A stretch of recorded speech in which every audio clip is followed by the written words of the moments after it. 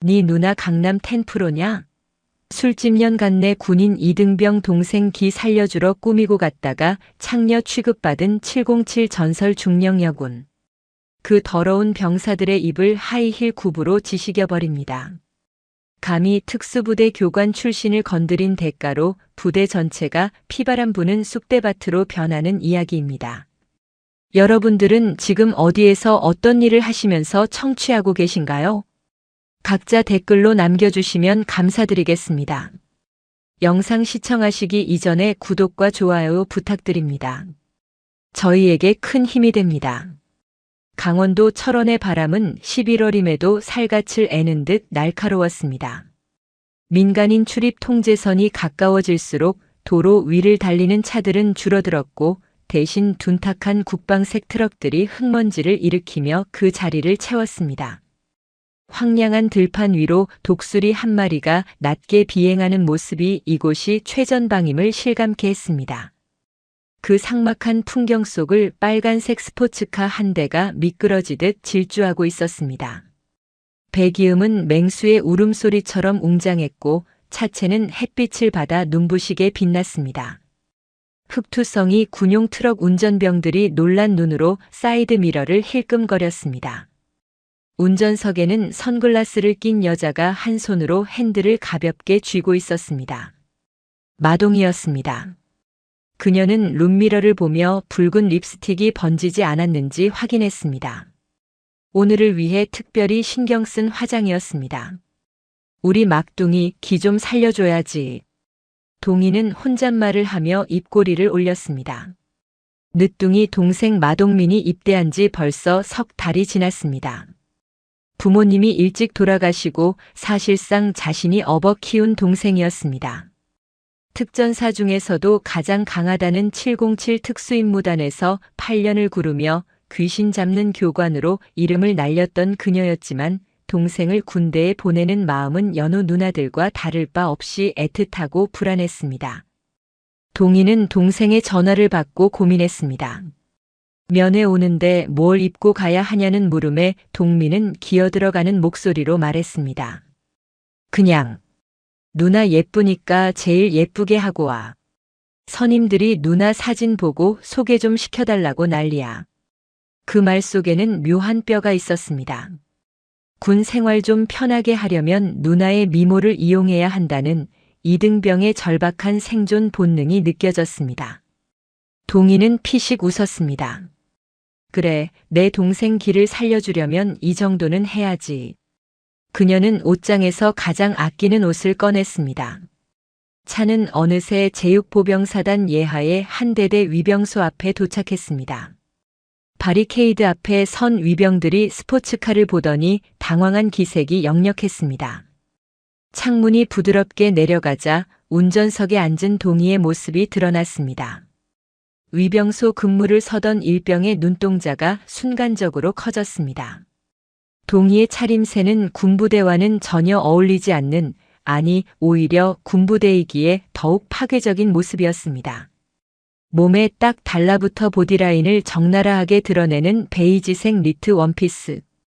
깊게 파인 가슴 라인은 볼륨감 넘치는 몸매를 강조했고 치맛단은 허벅지 중간에서 아슬아슬하게 멈춰 있었습니다. 그 아래로 뻗은 다리는 검은색 스타킹으로 감싸여 매혹적인 곡선을 그렸습니다. 수고 많아요. 면회 왔는데. 동희가 선글라스를 살짝 내리며 윙크를 보냈습니다. 굵은 웨이브를 넣은 갈색 머리카락이 바람에 흩날렸습니다. 화약 냄새와 땀 냄새만 맡던 위병들에게 그녀에게서 풍기는 진한 향수 냄새는 마약과도 같았습니다. 아, 예. 저 잠시만 기다려 주십시오. 방문 목적과 대상자를 말씀해 주셔야 합니다. 일병은 말을 더듬으며 경례조차 잊고 허둥지둥했습니다. 옆에 있던 사수 병장도 침을 꿀꺽 삼키며 힐끔힐끔 동희를 훔쳐보았습니다. 신병교육대 이중대 이등병 마동민 누나예요. 동희는 신분증을 건넸습니다. 병장이 신분증을 받아들 때 손가락이 살짝 스쳤습니다. 병장의 얼굴이 붉게 달아올랐습니다. 그는 행정반에 무전을 치면서도 시선은 동희의 가슴팍에 고정되어 있었습니다. 지휘 통제실, 여기는 위병소. 면회객 도착. 이등병 마동민 누나랍니다. 와, 근데 진짜 대박입니다. 뭐가 대박인데? 시끄럽고 절차대로 해. 아니, 당직 사관님 진짜 오집니다. 연예인 뺨칩니다. 지금 위병소 난리 났습니다. 무전기 너머로 웅성거리는 소리가 들렸습니다. 잠시 후 차단기가 올라갔습니다. 동희는 엑셀을 밟아 부대 안으로 진입했습니다. 주차장에 차를 세우고 내리는 순간 주변을 지나가던 병사들의 고개가 일제히 그녀에게로 돌아갔습니다. 작업을 하던 병사들은 삽질을 멈췄고 담배를 피우던 간부들조차 담배를 떨어뜨릴 뻔했습니다. 그녀가 또각또각 하이힐 소리를 내며 면회소를 향해 걸어가자 잿빛 군부대에 붉은 꽃이 피어난 듯한 착각마저 들었습니다. 하지만 동희는 그 끈적한 시선들을 즐겼습니다. 자신이 매력적이라는 증거였고 이것이 곧 동생의 군 생활을 편하게 해줄 무기라고 생각했습니다. 면회소 문을 열고 들어서자 헌병 완장을 찬 근무자가 안내를 도왔습니다. 내부는 낡은 소파와 탁자 몇 개가 놓여있는 평범한 공간이었습니다. 다른 테이블에는 부모님과 함께 온 병사들이 치킨을 먹고 있었습니다. 그들의 시선 역시 동희에게 꽂혔습니다. 누나. 저쪽 구석에서 왜소한 체격의 군인이 벌떡 일어났습니다. 마동민이었습니다. 빡빡 깎은 머리에 어색한 군복, 그리고 햇볕에 검게 그을린 얼굴. 동희는 동생을 보자마자 울컥하는 마음을 억누르고 환하게 웃었습니다. 우리 막둥이, 잘 지냈어? 동희가 달려가 동생을 꽉 끌어안았습니다. 동민은 누나의 과감한 의상에 얼굴이 홍당무가 되어 쭈뼛거렸습니다. 아, 누나. 옷이 그게 뭐야? 여기 군대라니까. 왜? 누나 예쁘지 않아? 너 기 좀 살려주려고 신경 썼는데. 동희는 일부러 목소리를 높이며 코트 자락을 살짝 젖혔습니다. 원피스의 실루엣이 더욱 도드라졌습니다. 면회소 안에 있던 모든 남자의 눈길이 동희의 허리 라인에 꽂히는 것이 느껴졌습니다. 아니, 예쁘긴 한데. 너무 튀잖아. 동민은 불안한 듯 주변을 두리번거렸습니다. 그의 눈빛에는 반가움보다 걱정이 더 커 보였습니다. 동희는 동생의 그런 태도가 그저 신병이라 긴장해서 그런 것이라 여겼습니다. 자리에 앉아 싸온 도시락과 치킨을 펼쳤습니다. 동민은 허겁지겁 음식을 입에 넣었습니다. 며칠 굶은 사람처럼 먹는 동생을 보며 동희는 안쓰러운 마음에 물을 건넸습니다. 천천히 먹어. 누가 뺏어 먹니? 훈련이 많이 힘든가 보네. 배가 좀 고파서. 맛있네. 역시 누나가 해준 게 최고야. 동민은 말을 돌리며 허벅지 위에 올린 손을 꽉 쥐었습니다. 손등에 작은 상처들이 보였습니다. 동희의 눈매가 가늘어졌습니다. 손은 왜 그래? 어디 다쳤어? 아, 이거? 작업하다가 긁혔어. 별거 아냐. 군대에서 이 정도는 상처도 아니지. 동민은 급히 손을 식탁 아래로 감췄습니다. 707 시절 숱한 부상을 달고 살았던 동희의 눈에 그 상처는 단순한 긁힘으로 보이지 않았습니다. 무언가에 찍히거나 쓸린 흔적에 가까웠습니다. 하지만 오랜만에 만난 동생을 추궁하고 싶지 않아 넘어갔습니다. 그때였습니다. 면회소 문이 거칠게 열리며 군복상의 단추를 풀어 헤친 병사 서너 명이 들어왔습니다. 껄렁한 걸음걸이와 날카로운 눈빛, 팔에 오버로크된 병장 계급장. 그들은 들어오자마자 면회소를 한번 훑더니 동희가 앉은 테이블을 발견하고는 서로의 옆구리를 쿡쿡 찔렀습니다. 그중 가장 키가 크고 눈매가 사나운 병사가 입꼬리를 비틀며 다가왔습니다. 왕기철 병장이었습니다.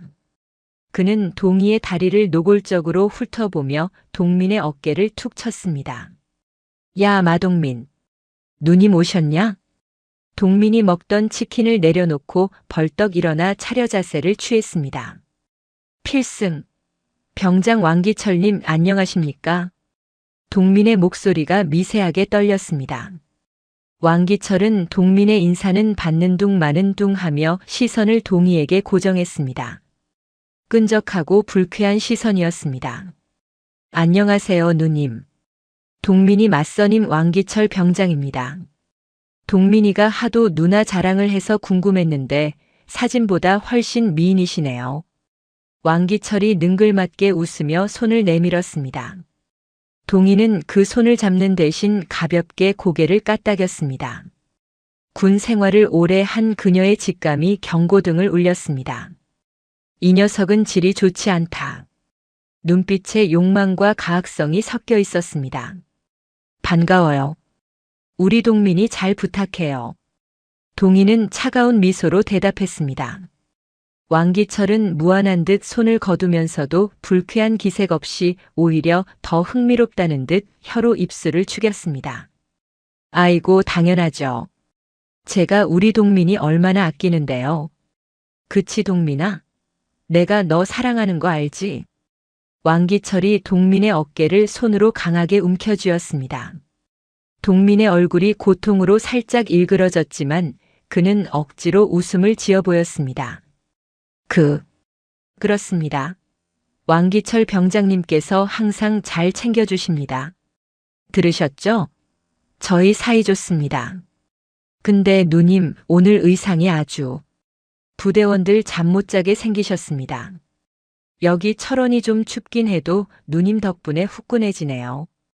왕기철의 시선이 동희의 가슴골에 머물렀습니다. 명백한 성희롱이었습니다. 일반 여성이었다면 수치심에 고개를 돌렸겠지만 동희는 달랐습니다. 그녀는 천천히 냅킨을 집어 입가를 닦으며 왕기철을 똑바로 응시했습니다. 군인이 눈을 어디다 두는지 교육을 못 받았나 보네.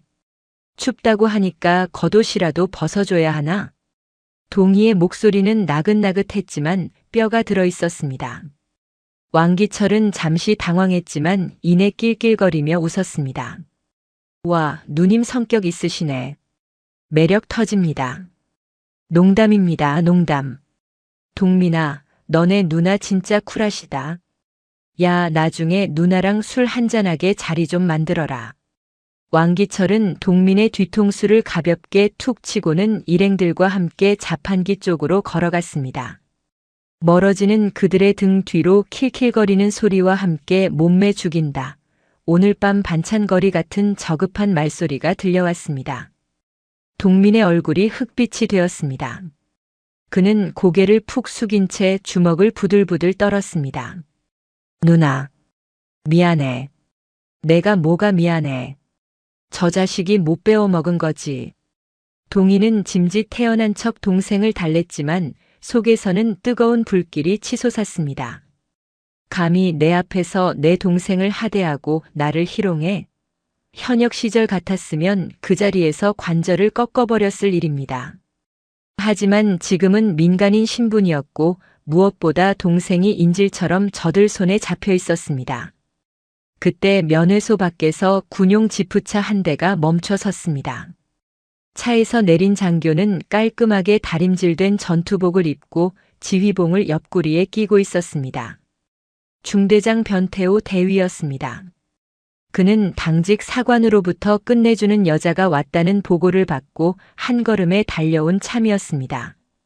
변태호는 창문 너머로 동희를 확인하고는 눈을 번뜩였습니다. 소문이 진짜였네. 저런 물건이 이 구석에 오다니. 그는 옷매무새를 다듬고 거만하게 면회소 안으로 들어섰습니다. 왕기철 일당이 그를 보고 경례를 붙였지만 그의 눈에는 오직 동희밖에 보이지 않았습니다. 면회 오셨습니까? 이 중대장 변태호 대위입니다. 변태호는 동희의 테이블로 다가와 느끼한 미소를 날렸습니다.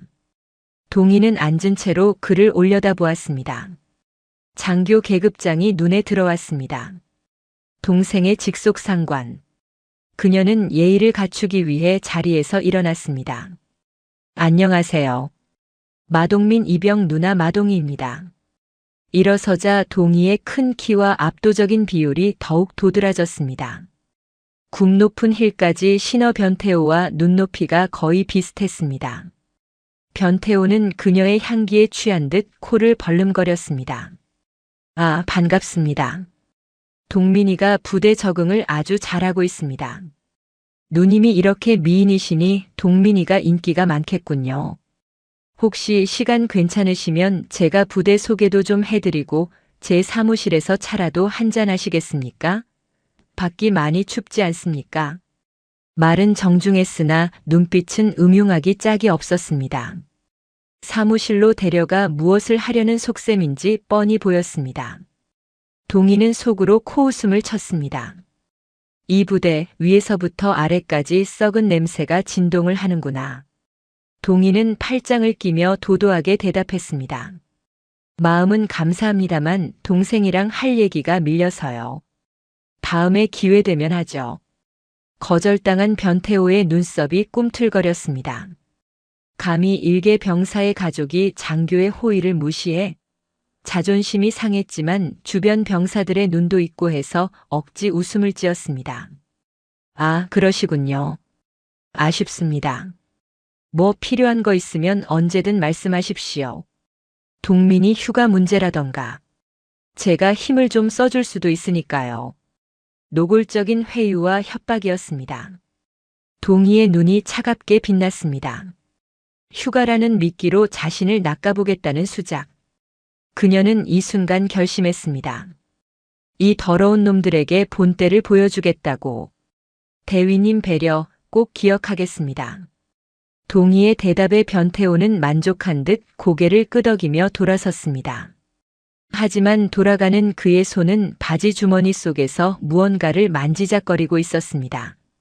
면회 시간이 끝나갈 무렵 동민은 헤어지기 싫은 듯 울상을 지었습니다. 누나 조심히 가. 그리고 다음에 올 때는 옷 좀 얌전하게 입고 와. 제발. 알았어. 걱정 마. 밥 잘 먹고 아프지 말고. 무슨 일 있으면 바로 연락하고. 동희는 동생의 등을 토닥여주고 위병소를 빠져나왔습니다. 백미러로 멀어지는 부대를 바라보는 그녀의 표정은 아까와 달리 서늘하게 굳어 있었습니다. 왕기철 병장, 변태호 대위. 그녀는 입술을 깨물었습니다. 단순한 걱정 이상의 불길함이 엄습했습니다. 동민의 손등에 난 상처, 왕기철의 가학적인 눈빛, 변태호의 음흉한 제안. 모든 것이 퍼즐 조각처럼 맞춰지고 있었습니다. 돌아가는 길 동희는 핸들을 거칠게 꺾었습니다. 붉은 스포츠카가 굉음을 내며 철원의 도로를 질주했습니다. 하지만 그녀는 몰랐습니다. 그녀가 떠난 직후 부대 안생활관에서 어떤 일이 벌어질지. 왕기철이 동민을 창고 뒤편으로 끌고 가며 뱉은 첫마디는 동희의 예상을 훨씬 뛰어넘는 최악의 것이었습니다. 야, 내 누나 얼마면 되냐? 10%야 아니면 5피냐? 어둠이 깔린 연병장에 동민의 억눌린 비명이 묻혔습니다. 동희가 남기고 간 향수 냄새는 이미 사라지고 비릿한 피 냄새가 그 자리를 대신하고 있었습니다. 면회실의 공기는 탁하고 무거웠습니다. 낡은 온풍기가 윙윙거리는 소리를 내며 돌아갔지만 마동이가 느끼는 한기는 바깥 세상의 겨울바람보다 더 시렸습니다. 그녀는 포크로 집어든 닭강정을 동생의 입에 넣어주었습니다. 마동민은 아기 새처럼 받아먹으면서도 시선은 자꾸만 창밖의 연병장이나 출입문을 향해 불안하게 흔들렸습니다. 맛있어? 동희가 물었습니다. 응. 진짜 맛있다. 누나, 이거 어디서 샀어? 우리 동네 거기지. 동민은 억지로 밝은 표정을 지으려 애썼습니다. 하지만 음식을 씹는 턱관절이 미세하게 떨리고 있었고 식탁 위에 올려둔 왼손은 주먹을 꽉 쥔 채 하얗게 질려 있었습니다. 동희의 예리한 눈썰미는 동생의 손목 안쪽에 살짝 드러난 푸르스름한 멍 자국을 놓치지 않았습니다. 소매 끝으로 교묘하게 가렸지만 그것은 분명 누군가에게 강하게 잡히거나 비틀린 흔적이었습니다. 동희는 묻고 싶은 말이 목구멍까지 차올랐지만 참았습니다. 지금 여기서 추궁해봤자 동생은 아니라고 잡아댈 것이 분명했고 오히려 복귀 후에 더 큰 화를 입을 수도 있다는 판단 때문이었습니다. 대신 그녀는 화제를 돌려 분위기를 풀어보려 했습니다. 그때였습니다. 면회실 입구 쪽에서 가죽 군화굽이 바닥을 울리는 소리가 들려왔습니다. 묵직하고 거만한 발소리. 동민의 어깨가 조건반사처럼 움츠러들었습니다. 동희는 천천히 고개를 돌렸습니다. 아까 인사를 하고 사라졌던 변태호 대위가 다시 들어오고 있었습니다. 그는 한 손에 종이컵 2개를 들고 있었는데 믹스커피의 달달한 냄새가 풍겼습니다. 변태호는 동희와 눈이 마주치자마자 입가에 느끼한 미소를 띄었습니다. 그는 동희가 앉은 테이블로 곧장 걸어왔습니다.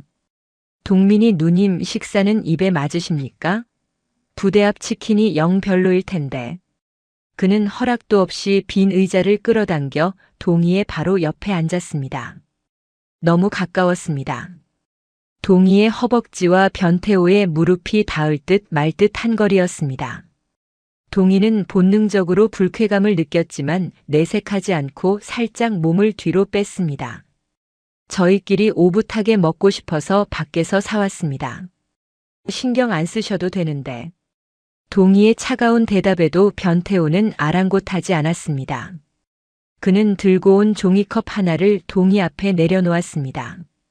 여기 커피가 아주 맛있습니다. 제가 특별히 타온 겁니다. 육군 사관학교 시절부터 제가 커피 하나는 기가 막히게 탔거든요. 변태호는 자신의 출신을 은근슬쩍 과시하며 몸을 동희 쪽으로 기울였습니다. 그의 시선은 동희의 얼굴을 지나 깊게 파인 쇄골 라인과 그 아래의 볼륨감 넘치는 가슴골을 훑고 지나갔습니다. 노골적이고 끈적한 시선이었습니다. 마치 시장통에 생선을 고르는 듯한 품평의 눈빛에 동희는 속이 메스꺼워졌습니다. 중대장님, 업무 안 보십니까? 저희 때문에 시간 뺏기시는 것 같아서 죄송하네요. 동희가 뼈 있는 말을 던졌지만 변태호는 오히려 더 신이 난 듯 했습니다. 에이, 병사들 사기 진작도 지휘관의 중요한 업무죠. 특히 동민이처럼 관심, 아니 신경 써야 할 병사의 가족분이라면 더더욱 그렇고요. 누님이 미인이시라 제가 사심이 좀 들어간 것도 사실이고요. 변태호는 농담이랍시고 껄껄 웃으며 동희의 테이블 위에 놓인 손등을 덥석 잡았습니다. 순간 동희의 눈동자가 맹수처럼 빛났습니다. 707 특수임무단 시절 수없이 반복했던 살상무술의 본능이 깨어났습니다. 그녀의 머릿속에서는 0.1초 만에 변태호의 손목을 꺾고 팔꿈치로 관자놀이를 가격한 뒤 테이블 모서리에 머리를 처박는 시뮬레이션이 그려졌습니다. 그녀의 손 근육이 움찔하며 딱딱하게 굳었습니다. 동민이 그 모습을 보고 사색이 되어 다급하게 외쳤습니다. 중대장님, 커피 감사합니다. 제가 마셔도 되겠습니까? 동민의 외침에 변태호는 잡았던 손을 슬그머니 놓으며 인상을 찌푸렸습니다. 야, 마동민. 너는 눈치가 왜 이렇게 없냐? 누님 드시라고 가져온 걸 내가 왜 마셔? 빠져가지고는. 죄송합니다. 목이 말라서 그만. 동민은 고개를 조아렸습니다. 변태호는 혀를 차며 다시 동희에게 시선을 돌렸습니다. 보시다시피 애가 좀 둔합니다. 제가 잘 가르치고 있으니 너무 걱정 마십시오. 그나저나 누님 전화번호 좀 알 수 있을까요? 동민이 문제로 상의할 것도 있고 나중에 서울 휴가 나가면 밥이라도 한 끼. 제 번호는 행정반 비상 연락망에 있을 텐데요. 동희가 딱 잘라 거절했습니다. 변태호의 표정이 일순간 굳어졌습니다. 감히 일개 병사의 가족 따위가 장교의 호의를 2번이나 거절했다는 사실이 자존심을 건드린 모양이었습니다. 하지만 그는 곧 음흉한 미소를 되찾았습니다. 공적인 연락망 말고 사적인 번호 말입니다. 정 싫으시면 어쩔 수 없고요. 대신 동민이 군 생활이 조금 팍팍해질 수도 있겠네요. 제가 워낙 꼼꼼한 성격이라 하나하나 다 지적하는 편이거든요. 명백한 협박이었습니다. 동희는 테이블 아래로 주먹을 꽉 쥐었습니다. 이자는 군인이 아니었습니다. 계급장을 앞세운 양아치에 불과했습니다. 그때 등 뒤에서 또 다른 시선이 꽂히는 것이 느껴졌습니다. 자판기 옆 흡연구역. 유리창 너머로 왕기철 병장과 그의 무리가 담배 연기를 내뿜으며 면회실 안을 훔쳐보고 있었습니다. 왕기철은 동희의 뒷모습, 정확히는 의자에 앉아 팽팽하게 당겨진 엉덩이 라인과 다리를 보며 옆에 있는 후임들에게 무언가 속삭였습니다. 그들의 입모양은 읽을 수 없었지만 낄낄거리는 표정과 저속한 손짓만으로도 무슨 대화가 오가는지 충분히 짐작할 수 있었습니다. 그중 한 명이 혀로 입술을 핥으며 동희를 향해 손가락으로 동그라미를 만들어 보였습니다. 성적인 의미가 담긴 저질스러운 제스처였습니다. 동희는 치밀어 오르는 분노를 억누르며 심호흡을 했습니다. 지금 폭발하면 동민이 다친다. 참아야 한다. 그녀는 억지로 입꼬리를 올리며 변태호를 바라보았습니다. 대위님, 농담도 참 잘하시네요. 동민이 잘 부탁드린다는 의미로 제가 나중에 부대에 피자라도 한번 돌리죠. 오, 피자? 좋죠.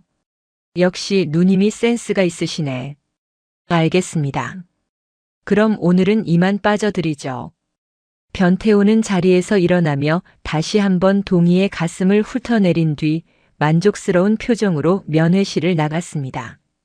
그가 나가자마자 동민은 한숨을 푹 내쉬며 의자 깊숙이 몸을 파묻었습니다. 누나, 왜 그랬어? 그냥 비위 좀 맞춰주지.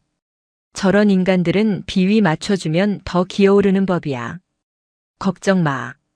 누나가 알아서 해. 어느덧 면회 시간이 끝나가고 있었습니다. 안내 방송이 흘러나오자 주변의 다른 면회객들이 하나둘 자리를 정리하기 시작했습니다. 동희도 짐을 챙겼습니다. 헤어질 시간이 다가오자 동민의 얼굴은 급격히 어두워졌습니다.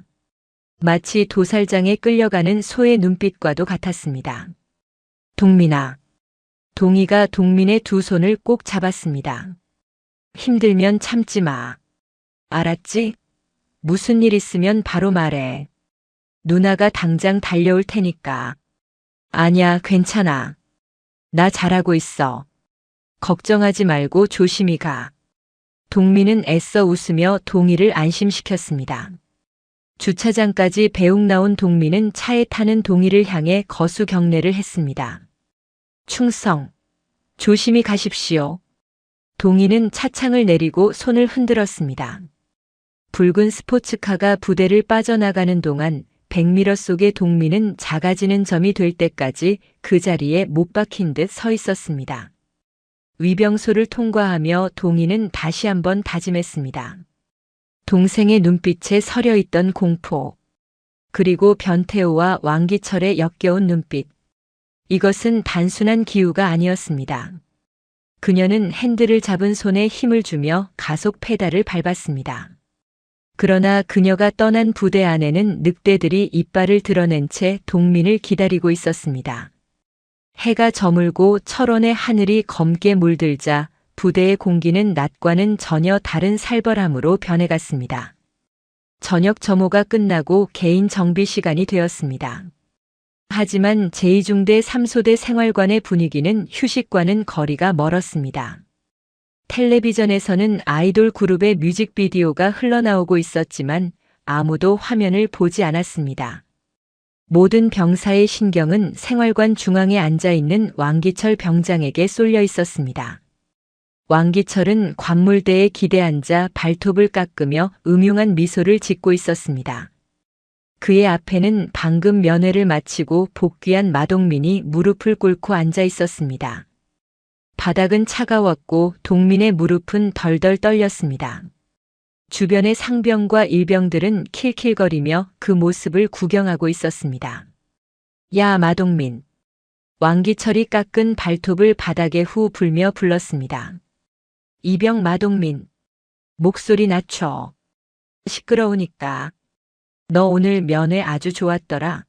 누님이 아주 예술이시던데?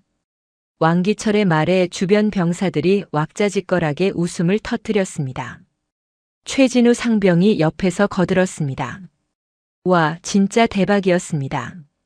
그 빨간 원피스 봤냐? 몸매가 무슨 서양 모델인 줄 알았습니다. 가슴이 이만하던데? 최진우가 손으로 가슴 크기를 과장되게 흉내냈습니다. 동민은 입술을 깨물며 바닥만 쳐다보았습니다. 수치심에 얼굴이 화끈거렸지만 반박할 수 없는 계급의 벽이 그를 짓누르고 있었습니다.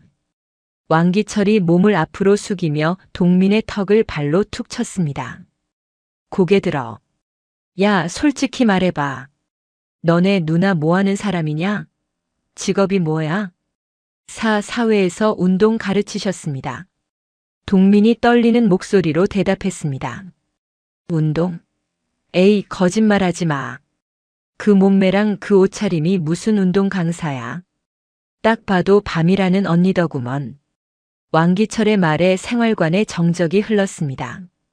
동민의 눈동자가 심하게 흔들렸습니다. 아, 아닙니다. 저희 누나 그런 사람 아닙니다. 아니긴 뭐가 아니야. 야, 오늘 입고 온 꼬라지를 봐라. 그게 군부대 면회 오는 복장이냐? 어디 강남 룸살롱 출근하는 복장이지. 솔직히 말해. 너네 누나 10%지. 아니면 오피 뛰냐?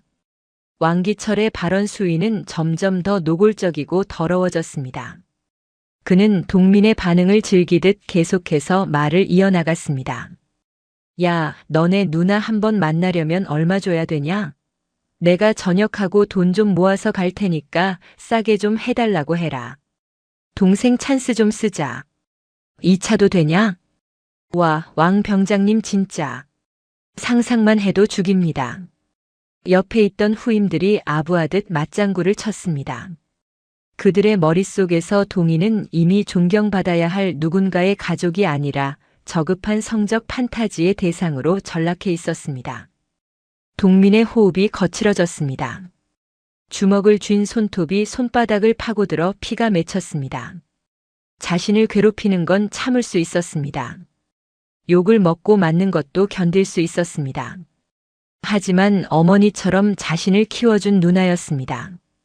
자신의 영웅이자 세상 전부인 누나를 창녀 취급하는 것만큼은 참을 수 없었습니다. 그만 하십시오. 동민이 짓씹는 듯한 목소리로 말했습니다. 뭐? 안 들린다. 왕기철이 귀를 가져다 대며 조롱했습니다. 그만하시라고 했습니다. 우리 누나 그런 사람 아닙니다. 말 함부로 하지 마십시오. 동민이 고함을 지르며 벌떡 일어났습니다. 순간 생활관의 공기가 얼어붙었습니다. 이등병이 병장에게, 그것도 실세인 왕기철에게 소리를 지른 것입니다.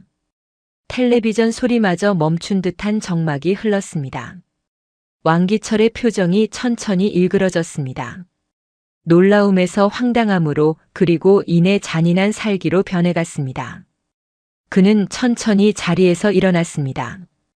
키가 큰 왕기철이 동민을 내려다보자 거대한 그림자가 동민을 덮쳤습니다. 이 새끼가 지금 돌았나? 왕기철의 주먹이 예고도 없이 동민의 복부에 꽂혔습니다. 동민이 외마디 비명을 지르며 바닥에 쓰러졌습니다. 숨이 턱 막혀 쇳소리가 났습니다.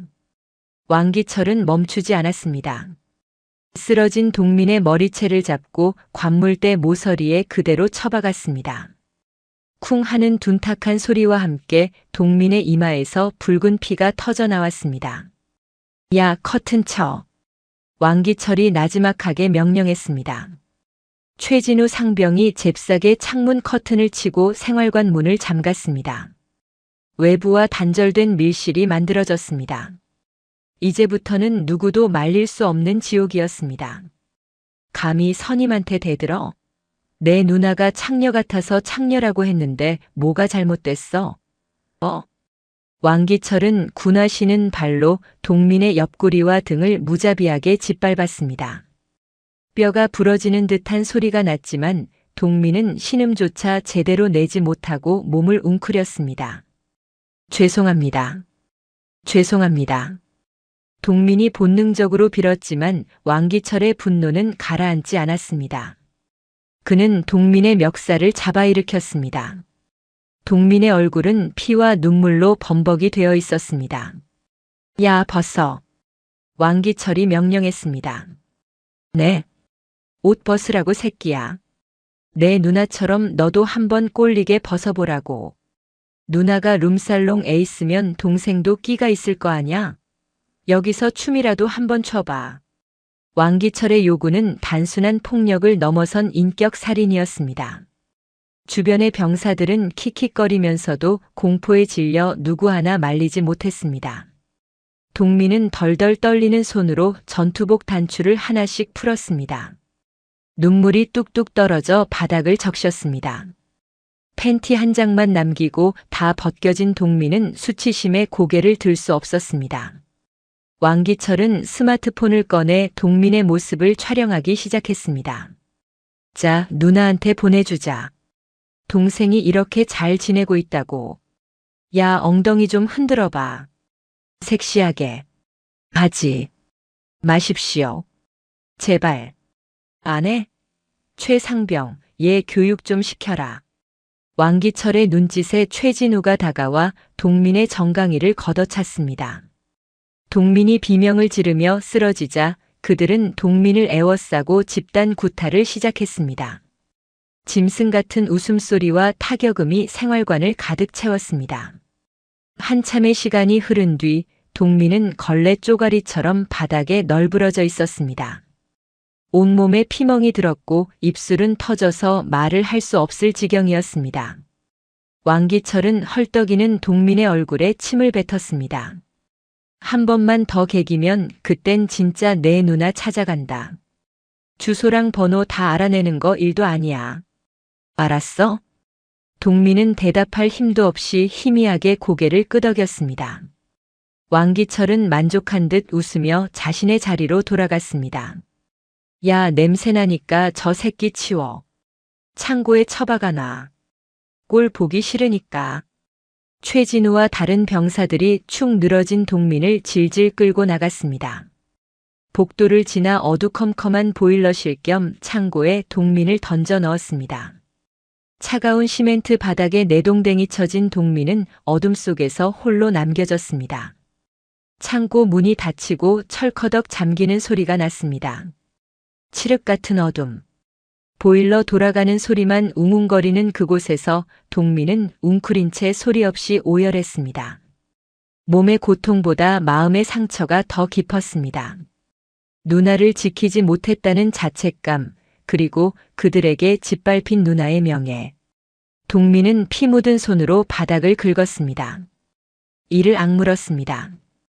더 이상은 참을 수 없었습니다. 하지만 지금 당장은 아무것도 할 수 있는 게 없었습니다. 그는 어둠 속에서 맹세했습니다. 죽더라도 이 치욕은 갚아주겠다고. 그 시각 서울로 돌아가는 고속도로 위. 마동이는 갑자기 가슴이 옥죄어 오는 통증을 느꼈습니다. 숨이 잘 쉬어지지 않았습니다. 불안한 마음에 라디오를 껐지만 귓가에는 환청처럼 동생의 울음소리가 들리는 듯 했습니다. 그녀는 갓길에 차를 세우고 거친 숨을 몰아쉬었습니다. 핸들을 잡은 손이 하얗게 질려 있었습니다. 동민아. 여자의 직감, 아니 피를 나눈 남매의 본능이 말하고 있었습니다. 무언가 잘못되었다고. 아주 끔찍한 일이 벌어지고 있다고. 동희의 눈빛이 차갑게 가라앉았습니다. 그녀는 차를 돌리지 않았지만 마음속의 칼날을 더욱 날카롭게 갈기 시작했습니다. 철원의 밤은 깊었고 늑대들의 축제는 이제 막 시작되었을 뿐이었습니다. 그러나 그들은 몰랐습니다. 자신들이 건드린 것이 순한 양의 가족이 아니라 잠자고 있던 용의 영린이었다는 것을. 보일러실의 밤은 길고도 차가웠습니다. 기름 냄새와 곰팡이 냄새가 뒤섞인 그 좁은 공간에서 마동민은 짐승처럼 웅크리고 있었습니다. 온몸이 부서질 듯 아팠습니다. 왕기철에게 걷어차인 옆구리는 숨을 쉴 때마다 칼로 찌르는 듯한 통증을 유발했고 이마에서 흘러내린 피는 눈두덩이에서 말라붙어 시야를 방해했습니다. 하지만 육체적인 고통보다 더 참기 힘든 것은 가슴속에서 타오르는 수치심이었습니다. 누나. 자신의 전부인 누나 마동이가 그들의 더러운 입에 오르내리며 능욕당했다는 사실이 동민의 영혼을 갉아먹고 있었습니다. 동민은 어둠 속에서 주먹을 꽉 쥐었습니다. 손톱이 손바닥을 파고들었지만 아픔조차 느껴지지 않았습니다. 다음 날 아침이 밝았지만 동민에게는 해가 뜨지 않은 것과 다름없었습니다. 창고 문이 열리고 아침 점호를 마친 왕기철 병장이 들어왔습니다. 그의 손에는 어젯밤 찍은 동영상이 재생되고 있는 스마트폰이 들려 있었습니다. 왕기철은 킬킬거리는 웃음소리와 함께 동민의 얼굴 앞에 화면을 들이밀었습니다. 잘 잤냐 패그바. 이것 봐라. 어제 내가 춤추는 거 아주 예술이더라. 이거 너네 누나한테 전송 버튼만 누르면 바로 간다. 보내줄까? 왕기철의 목소리는 악마의 속삭임 같았습니다. 화면 속의 동민은 반나체로 겁에 질려 흐느끼고 있었습니다. 동민의 눈동자가 흔들렸습니다. 하지 마십시오. 제발 부탁드립니다. 부탁. 부탁은 그렇게 하는 게 아니지. 엎드려서 빌어봐. 개처럼 짖으면서. 왕기철이 동민의 머리를 발로 툭툭 건드렸습니다. 동민은 입술을 깨물었습니다. 더 이상 잃을 것도 없다는 생각이 들자 머릿속에서 무언가가 툭 끊어지는 소리가 났습니다.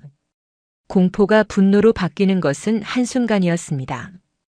동민은 짐승 같은 괴성을 지르며 왕기철의 허벅지를 향해 달려들었습니다. 예상치 못한 반격에 왕기철이 뒤로 주춤하며 넘어졌습니다. 동민은 그 틈을 놓치지 않고 왕기철의 멱살을 잡고 바닥으로 뒹굴었습니다. 이 개자식아 죽여버릴 거야. 동민의 주먹이 왕기철의 얼굴을 향해 날아갔습니다. 비록 힘이 빠진 주먹이었지만 살고자 하는, 아니 존엄을 지키고자 하는 절박함이 담겨 있었습니다. 왕기철의 입술이 터지고 코피가 터졌습니다. 이 미친 새끼가. 왕기철이 당황하며 소리를 질렀습니다. 하지만 동민은 멈추지 않았습니다. 왕기철의 귀를 물어뜯을 기세로 달려들었습니다. 창고 밖에서 소란을 들은 최진우 상병과 다른 후임들이 우르르 몰려들어왔습니다. 야, 저것 떼어내. 죽여버려. 최진우가 소리치며 군화시는 발로 동민의 머리를 걷어찼습니다. 퍽 하는 소리와 함께 동민의 몸이 튕겨나갔습니다. 여러 명의 병사가 동민을 에워싸고 밟기 시작했습니다. 그것은 싸움이 아니라 일방적인 사냥이었습니다. 군화발이 동민의 배와 가슴, 머리를 무자비하게 가격했습니다. 동민은 바닥에 웅크린 채 누나의 이름을 속으로만 되뇌었습니다. 그때 창고 문이 열리며 서늘한 목소리가 들려왔습니다. 뭐하는 짓들이야? 시끄럽게. 중대장 변태호 대위였습니다. 병사들은 즉시 동작을 멈추고 차려 자세를 취했습니다. 바닥에는 동민이 피투성이가 된 채 거친 숨을 몰아쉬고 있었고 왕기철은 터진 입술을 닦으며 씩씩거리고 있었습니다. 변태호는 쓰러진 동민과 씩씩거리는 왕기철을 번갈아 보았습니다. 상황 파악은 1초면 충분했습니다. 왕기철이 억울하다는 듯 소리쳤습니다. 중대장님, 이 자식이 하극상을 일으켰습니다. 제가 훈계 좀 하려고 했는데 갑자기 주먹을 휘둘렀습니다. 이거 완전 미친놈입니다. 변태호의 눈이 가늘어졌습니다. 그는 동민에게 다가가 쭈그려 앉았습니다. 그리고는 손수건을 꺼내 동민의 얼굴에 묻은 피를 닦아주는 척하며 귓가에 속삭였습니다. 동민아, 내가 감히 선임을 쳐. 내 누나가 너 이러라고 군대 보냈겠냐? 내 누나 얼굴 봐서 내가 잘해줬는데 내가 내 뒤통수를 쳐. 동민은 피 섞인 침을 뱉으며 변태호를 노려보았습니다. 그 눈빛에는 더 이상 존경도 두려움도 없었습니다. 오직 경멸만이 담겨 있었습니다. 당신들도 다 똑같은 쓰레기들이야. 동민의 말에 변태호의 표정이 싸늘하게 굳었습니다. 그는 천천히 일어나서 왕기철을 바라보았습니다. 왕 병장, 이거 일이 좀 커지겠는데. 하극상은 영창감이야.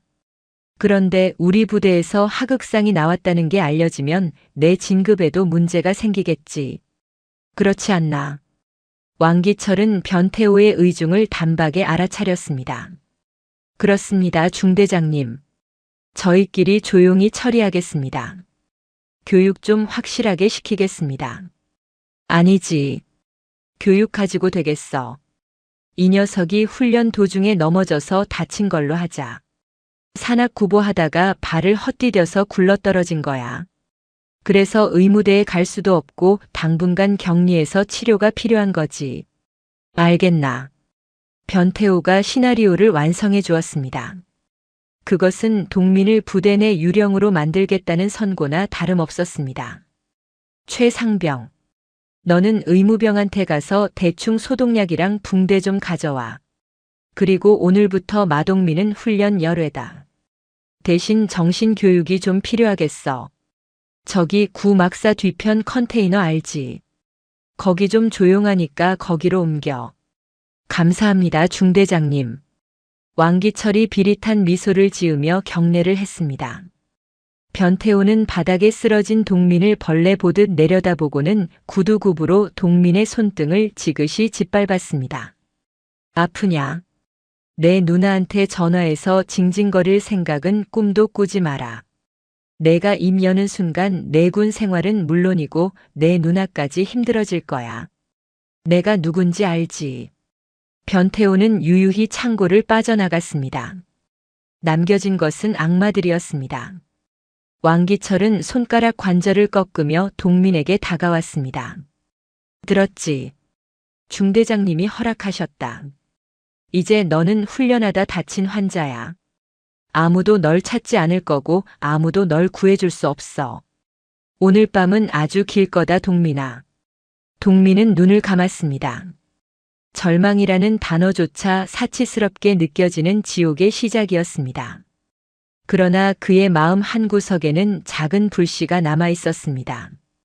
반드시 살아서 이 모든 것을 누나에게 알리겠다는 처절한 생존 본능이었습니다. 그날 밤 컨테이너 박스 안에서는 짐승의 울음소리보다 처절한 비명이 밤새도록 철원의 어둠을 갈랐습니다. 서울의 마천루 사이로 화려한 네온 사인이 번쩍였지만 마동이의 집 거실은 적막 강산이었습니다. 그녀는 소파에 앉아 휴대폰만 뚫어져라 쳐다보고 있었습니다. 벌써 일주일째였습니다. 동민에게서 전화는커녕 문자 한 통도 없었습니다. 수신음은 가지만 받지 않는 상태가 3일간 지속되더니 이제는 아예 전원이 꺼져 있다는 안내 멘트만 흘러나왔습니다. 동희는 입술을 잘근잘근 씹었습니다. 이건 정상이 아니야. 그녀의 직감이 경고음을 울리고 있었습니다. 8년간 특수부대에서 복무하며 수많은 사선을 넘나들었던 그녀였습니다. 적의 살기를 감지하고 함정을 파악하는 동물적인 감각은 저녁 후에도 무뎌지지 않았습니다. 지난번 면회 때 동민이 보여주었던 불안한 눈빛과 손등의 상처 그리고 왕기철과 변태호가 보였던 그 역겨운 태도가 머릿속에서 파노라마처럼 스쳐 지나갔습니다. 동희는 자리에서 벌떡 일어났습니다. 더 이상 기다릴 수 없었습니다. 그녀는 드레스룸으로 들어가 옷을 갈아입었습니다. 지난번처럼 노출이 있는 화려한 옷을 골랐지만 이번에는 그 의미가 달랐습니다. 지난번이 동생의 길을 살려주기 위한 코스튬이었다면 이번에는 적들의 방심을 유도하기 위한 위장 전술이었습니다. 검은색 가죽 스커트에 허리 라인을 강조하는 타이트한 붉은색 블라우스. 그 위에 헐렁한 트렌치 코트를 걸쳤습니다. 겉보기에는 화려한 도시 여자였지만 코트 안쪽 주머니에는 소형 녹음기를 챙겼고 하이힐 대신 언제든 달릴 수 있는 굽이 튼튼한 앵클부츠를 신었습니다. 그녀는 차고로 내려가 자신의 에마인 붉은색 스포츠카에 시동을 걸었습니다. 엔진이 맹수처럼 포효했습니다. 서울을 빠져나와 철원으로 향하는 자유로를 달리는 동안 동희의 눈빛은 그 어느 때보다 차갑게 가라앉아 있었습니다. 1시간 반 만에 부대 위병소 앞에 도착했습니다. 지난번처럼 위병소 근무자들이 그녀의 차를 알아보고 당황하는 기색이 역력했습니다. 동희는 창문을 내리고 선글라스를 벗었습니다. 마동민 이병 면회 왔습니다. 연락이 안 돼서 직접 왔어요. 근무 중이던 중사가 난처한 표정으로 다가왔습니다. 그는 동희의 눈을 제대로 마주치지 못하고 시선을 피했습니다. 죄송합니다만 현재 마동민 이병은 면회가 불가능합니다. 이유가 뭐죠? 동희의 목소리가 낮게 깔렸습니다. 그게 본인이 면회를 거부하고 있습니다. 그리고 현재 훈련 중이라 외부인 접촉이 통제된 상태입니다. 말이 안 되잖아요. 일주일 동안 연락도 안 됐는데 면회를 거부한다고요. 지금 당장 얼굴 보고 직접 듣게 해주세요. 동희가 강하게 항의하자 위병소 안쪽에서 인터폰 소리가 울렸습니다. 잠시 후 차단기가 올라가지는 않고 옆쪽 쪽문이 열리며 변태호 대위가 걸어 나왔습니다. 그는 귀찮다는 듯 인상을 쓰고 있었지만 동희를 보자 짐짓 억지 미소를 지었습니다. 누님 또 오셨네요. 연락도 없이 이렇게 불쑥 오시면 곤란합니다. 대위님, 동생이 연락이 안 됩니다. 면회도 거부한다는데 이게 무슨 일입니까? 동희는 차에서 내려 변태호와 마주 섰습니다. 그녀의 큰 키와 뿜어져 나오는 기세에 변태호가 잠시 주춤했습니다. 아, 그게 말입니다. 동민이가 사고를 좀 쳤습니다. 사고요? 네. 훈련 중에 힘들다고 선임한테 대들고 욕설을 했습니다. 하극상이죠. 그래서 지금 근신 처분받고 반성 중입니다. 전화 사용도 금지됐고요. 본인이 쪽팔려서 누나 보기 싫다고 하던데요. 변태호는 천연덕스럽게 거짓말을 늘어놓았습니다. 하지만 동희는 보았습니다. 변태호의 눈동자가 미세하게 오른쪽 위로 향하는 것을. 거짓말을 지어낼 때 나타나는 전형적인 특징이었습니다. 게다가 그의 군복 소매 끝에는 흙탕물이 튀어 말라붙은 자국이 있었습니다. 행정 업무만 보는 중대장의 옷에 묻을 만한 것이 아니었습니다. 그렇군요. 하극상이라. 우리 동민이가 그럴 아이가 아닌데 군대가 사람을 변하게 하나 보네요. 동희는 속마음을 감추고 한 발 물러서는 척했습니다. 여기서 더 따져봤자 그들은 더 꽁꽁 숨을 것이 뻔했습니다. 네, 맞습니다. 군대가 원래 그렇습니다. 제가 잘 타이르고 있으니 돌아가십시오. 근신 풀리면 전화하라고 하겠습니다. 변태호는 안도한 듯 표정이 밝아졌습니다. 알겠습니다. 그럼 전해줄 물건이라도 맡기고 가도 될까요? 동희가 차 뒷좌석에서 쇼핑백 하나를 꺼냈습니다. 그 안에는 동민이 좋아하는 간식들이 들어 있었습니다. 변태호는 쇼핑백을 받아들며 힐끔 안을 들여다보았습니다. 네, 전해드리겠습니다. 조심히 가십시오. 동희는 차에 올라탔습니다. 차를 돌려 위병소를 빠져나오는 척하다가 사이드미러로 뒤를 확인했습니다. 변태호가 쇼핑백을 들고 행정반이 아닌 부대 뒤편의 야산 쪽으로 걸어가는 모습이 보였습니다. 그리고 그곳에는 병력 수송용 트럭이 한 대 서 있었습니다. 트럭의 타이어에는 진흙이 잔뜩 묻어 있었는데 그 진흙의 색깔은 부대 내 연병장의 흙 색깔과는 다른 붉은 황토색이었습니다. 동희의 뇌리에 철원 지리에 대한 기억이 스쳤습니다. 이 부대 근처에서 붉은 황토가 나오는 곳은 단 한 군데. 민간인 통제가 극심한 폐쇄된 구형 훈련장뿐이었습니다. 동민이는 영창에 있는 게 아니야. 동희는 확신했습니다. 동민은 지금 갇혀 있는 것이 아니라 어딘가로 끌려가고 있거나 이미 그곳에 격리되어 있는 것이었습니다. 동희는 차를 부대에서 보이지 않는 도로변 숲속에 세웠습니다. 시동을 끄자 차가운 정적이 찾아왔습니다. 그녀는 핸들을 잡은 손에 힘을 주었습니다. 이제부터는 누나 마동이가 아니었습니다. 코드명 블랙 로즈. 707 특수임무단의 전설적인 대원이었던 그녀가 깨어날 시간이었습니다. 그녀는 트렁크를 열었습니다. 그 안에는 만약을 대비해 챙겨둔 검은색 전술 배낭이 들어 있었습니다. 그녀는 화려한 트렌치 코트를 벗어 던지고 검은색 전술 바지와 기능성 티셔츠 그리고 검은색 재킷으로 갈아입었습니다. 붉은색 블라우스는 어둠 속에 몸을 숨기기에 적절하지 않았습니다. 부츠끈을 단단히 조여매고 머리를 질끈 묶었습니다. 립스틱을 지운 그녀의 맨얼굴은 서늘할 정도로 아름다웠고 동시에 공포스러울 만큼 차가웠습니다. 그녀는 산길을 바라보았습니다. 해가 지고 어둠이 깔리기 시작했습니다. 늑대들이 사냥을 시작할 시간이었지만 그들은 몰랐습니다. 자신들이 사냥하려고 했던 양 뒤에 진짜 포식자가 숨어 있다는 사실을. 기다려 막둥이. 누나가 간다. 동이는 어둠 속으로 몸을 던졌습니다. 철원의 산새는 험했습니다. 가시덤불이 우거지고 바위가 솟아있어 일반인이라면 한 걸음 떼기도 힘든 지형이었습니다. 하지만 마동이에게 이곳은 익숙한 놀이터나 다름없었습니다. 그녀는 소리를 죽인 채 그림자처럼 움직였습니다. 발바닥 전체를 이용해 낙엽 밟는 소리를 최소화하고 나뭇가지를 건드리지 않으며 유령처럼 산을 탔습니다.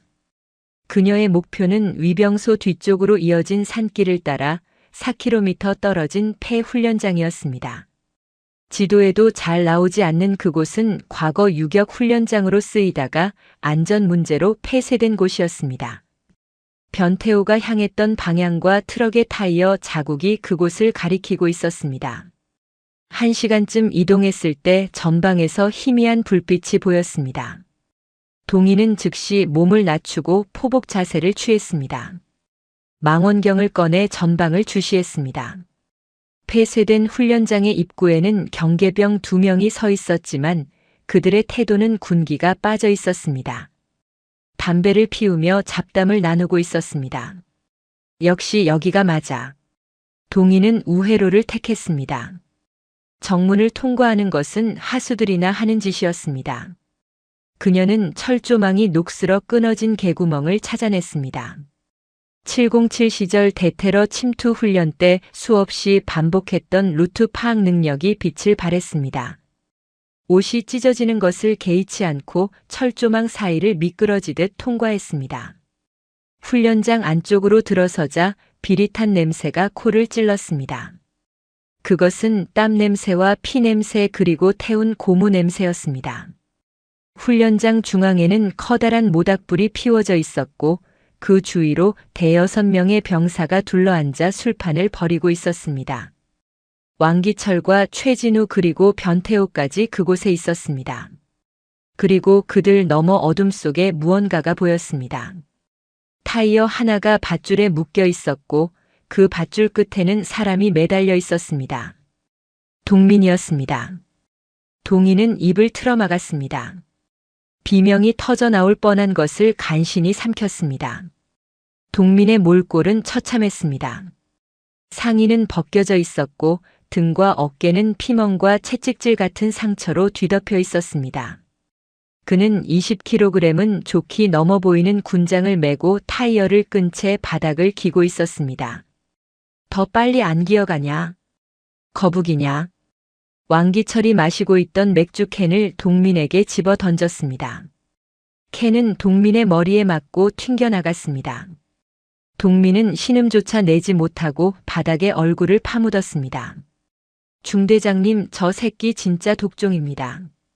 어지간하면 기절할 텐데 아직도 버티네요. 최진우가 낄낄거리며 말했습니다. 변태호는 닭다리를 뜯으며 심드렁하게 대답했습니다. 적당히 해라. 죽으면 귀찮아지니까. 누나한테 전화는 오게 해야지. 내일쯤 시키면 되나. 정신교육 좀 더 받고 하라고 해. 변태호는 이 끔찍한 고문을 그저 유희거리로 즐기고 있었습니다. 동희의 눈에서 눈물이 흘러내렸지만 눈빛은 더욱 붉게 타올랐습니다. 당장이라도 뛰쳐나가 저들의 목을 꺾어버리고 싶었습니다. 그녀의 손이 허리춤에 숨겨둔 전술 단검으로 향했습니다. 단검의 차가운 감촉이 손바닥에 전해졌습니다. 지금 뛰어들면 기습의 이점을 살려 서너 명은 순식간에 제압할 수 있었습니다. 하지만 그 다음이 문제였습니다. 변태호는 장교였고 이곳은 군부대였습니다. 증거 없이 무력을 행사했다가는 오히려 자신이 테러리스트나 범죄자로 몰리고 동민은 영원히 구제불능의 하극상 병사로 남을 수도 있었습니다. 참아야 한다. 완벽하게 박살내려면 증거가 필요해.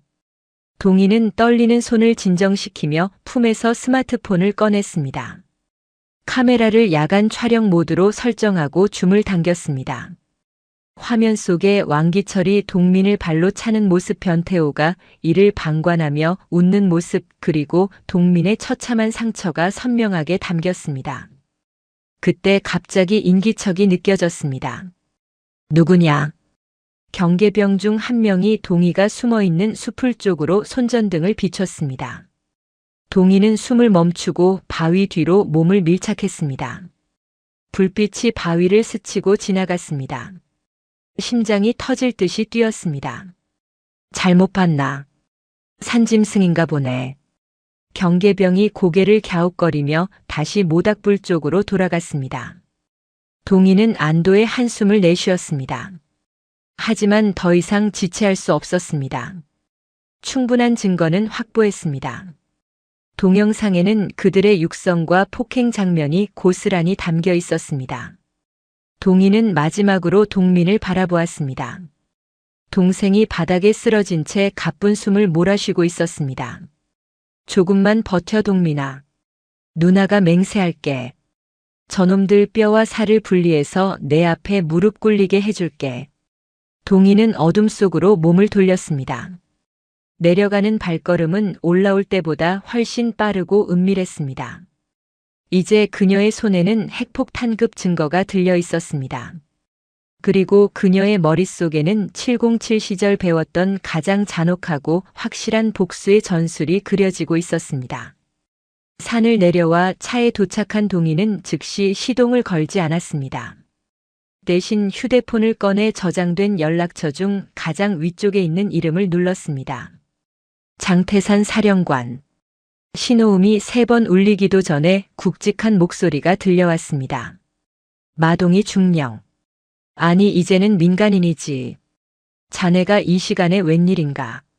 사령관님. 동희의 목소리는 침착했지만 그 안에 담긴 분노의 깊이는 장태산 사령관조차 섬찟하게 만들 정도였습니다. 저 지금 철원입니다. 제 동생이 있는 부대에서 쓰레기들을 발견했습니다. 청소 좀 해야겠습니다. 아주 대대적인 대청소 말입니다. 수화기 너머로 잠시 침묵이 흘렀습니다. 그리고 곧 장태산의 단호한 목소리가 들려왔습니다. 말해보게. 내가 무엇을 도와주면 되겠나? 방첩사 감찰팀과 헌병대 병력을 지원해 주십시오. 그리고 제가 직접 신문할 권한을 주십시오. 놈들의 계급장을 제 손으로 뜯어내고 싶습니다. 동희의 눈앞에 붉은 달이 떠오르고 있었습니다. 그것은 곧 철원 땅에 휘몰아칠 피의 숙청을 예고하는 신호탄이었습니다. 철원의 새벽 공기는 날카로운 칼날처럼 폐부 깊숙이 파고들었습니다. 마동이는 차 안에서 뜬 눈으로 밤을 지새웠습니다. 그녀의 손에는 스마트폰이 들려 있었고 화면 속에서는 끔찍한 영상이 무한 반복되고 있었습니다.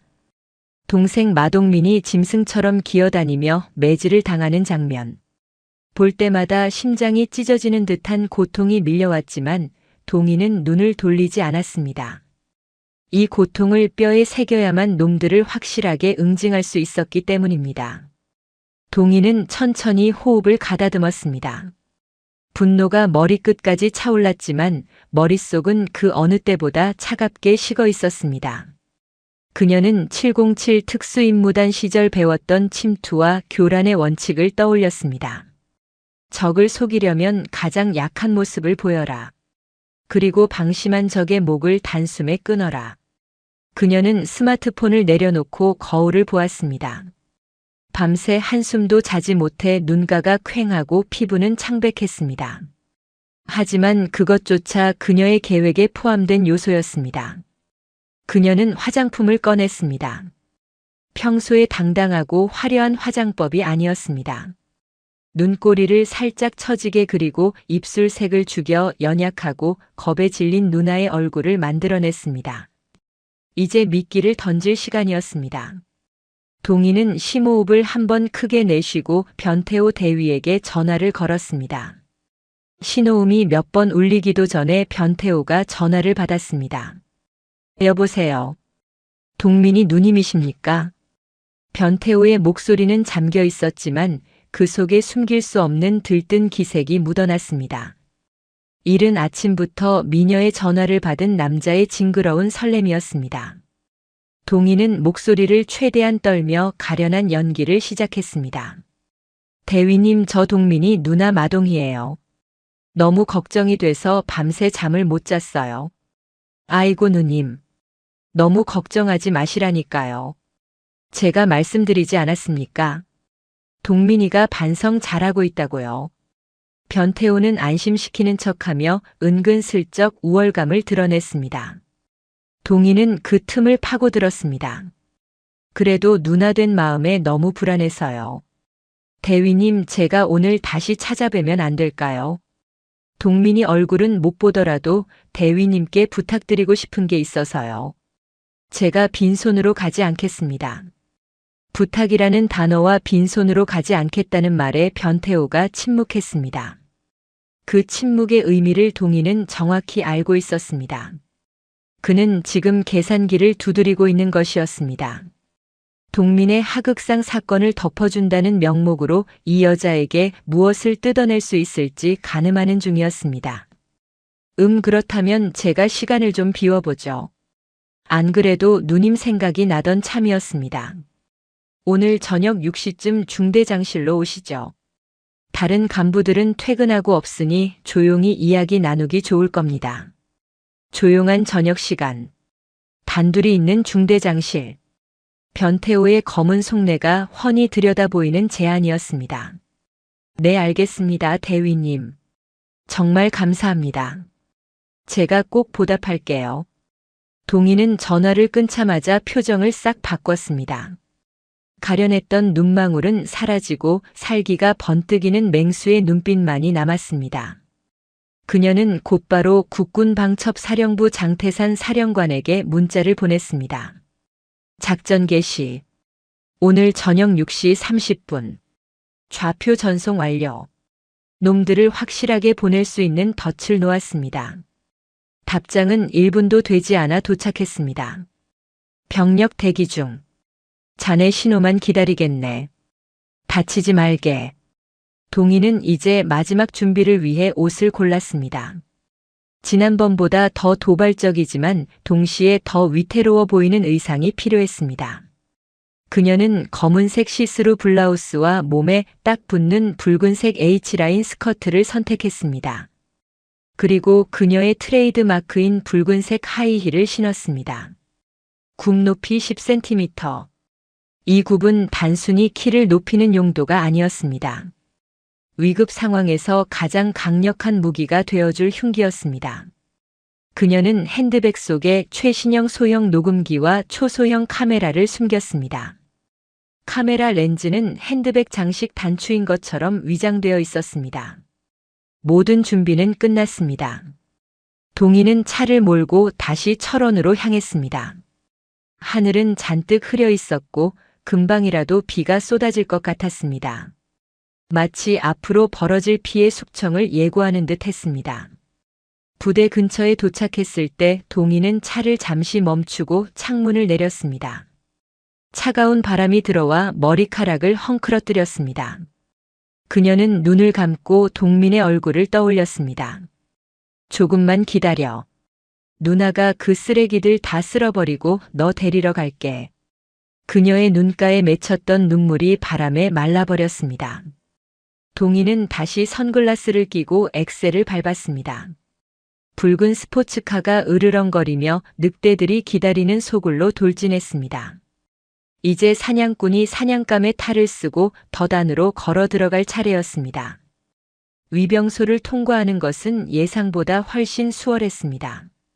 이미 변태호가 손을 써둔 덕분이었습니다. 위병들은 동이의 차를 보자마자 차단기를 올렸고 묘한 눈빛으로 그녀를 훔쳐보았습니다.